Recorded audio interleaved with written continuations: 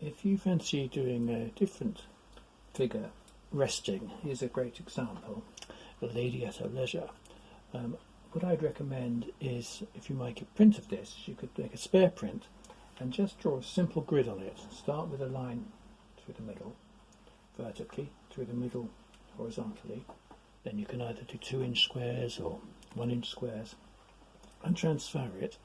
But the key thing is to try and keep it light and loose. This was just done from a Zoom session with thin acrylics on sugar paper.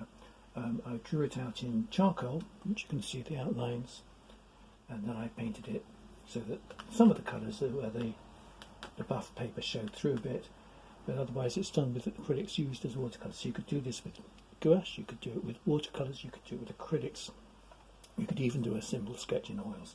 It's actually A2 size, which is nearly 20 something inches plus wide.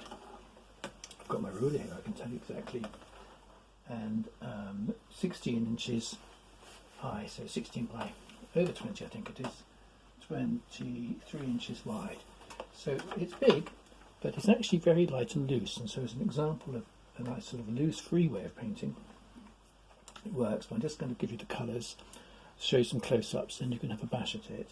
And the colours are very simple. I use crimson, as you can see in the sofa here and the cushions.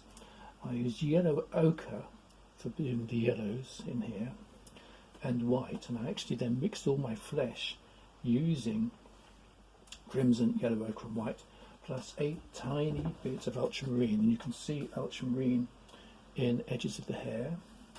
I'll show you that in close up. I'll bring it closer to you. Look, so you can see little bits of ultramarine, and I've mixed ultramarine with burnt umber for the dark of the hair, but you can see little bits of blue here. I've used the same mixture for the eyes, eyebrows and details of the face,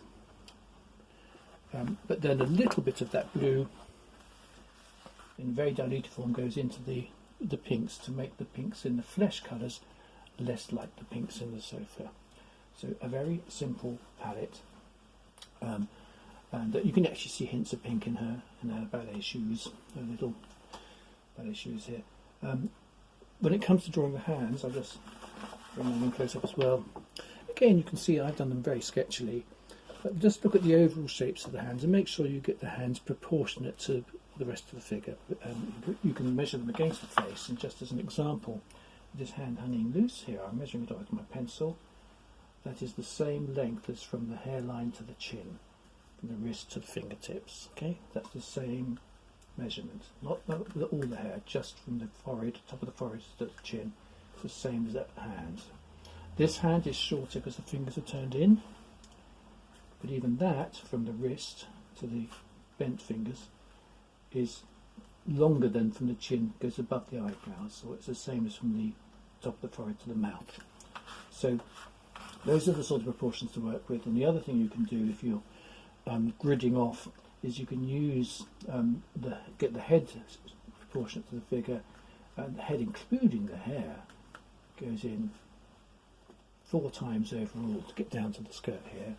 And if you go sideways with that measurement, from here you go 1, 2, 3, 4, 5 times to the elbow. So actually the figure is 4 by 5. That's the proportion, and that's 4 by 5 heads. So I hope that gives you a clue. I hope you can paint a nice lazy figure as a result. But this is just introduction to that, plus the photos. Hopefully you can do an interpretation here of Rachel in her finest attire, resting. Thank you for watching. Bye now.